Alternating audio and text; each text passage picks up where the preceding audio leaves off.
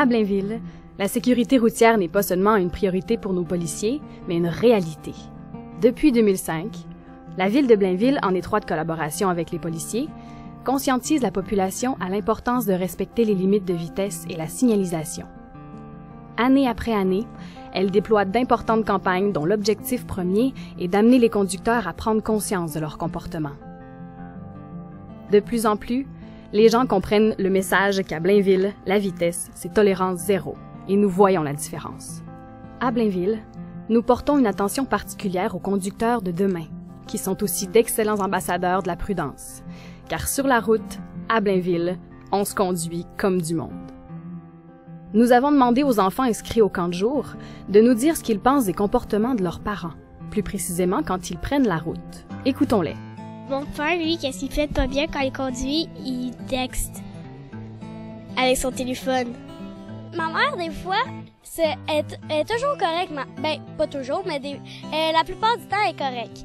Mais des fois, elle passe dans le stationnement du IGA pour pas pogner la lumière.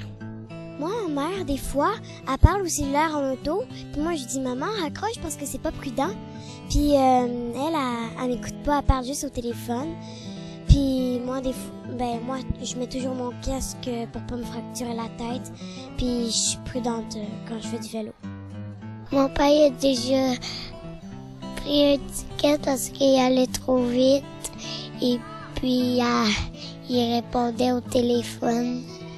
Mon père, il a passé un stop, il a passé une lumière rouge, puis il a dépassé les limites de vitesse. Puis il a fait déjà avoir un accident. Puis quand le téléphone sonne, il répond, puis quand je suis assis à côté de lui, il dit « faut que tu conduis comme ça ». Moi, ma mère, elle attend toujours d'être à une lumière pour répondre au téléphone. Ben, parfois, elle répond au téléphone, mais elle se dépêche toujours de le fermer.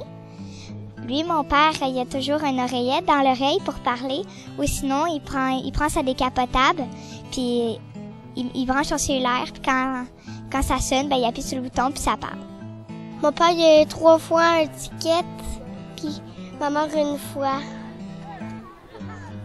Mon père, il roulait 3 fois trop vite, ma mère, elle a roulé 1 fois trop vite. Mon père, des fois, il se pense à un joueur de Formule 1, alors il va full vite. Comparé à ma mère, elle conduit moins vite que mon père, c'est plus fun que... Puis même ma grand-mère préfère ma mère que mon père, puis c'est ça. C'est que des fois, à la lumière jaune, ils accélèrent, puis ils sont rendus au milieu de la route, puis c'est rouge. Puis là, ils accélèrent un petit peu plus pour finir la route.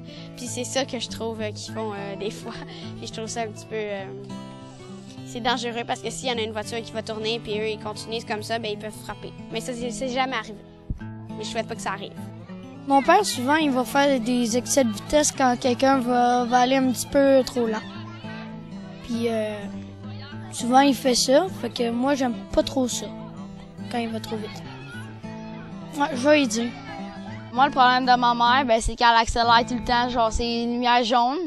Comme le prouvent ces témoignages, nos gestes et nos comportements sur la route ont une grande influence sur nos enfants. Retenons que c'est notre responsabilité en tant que parents d'être de bons modèles pour les conducteurs de demain.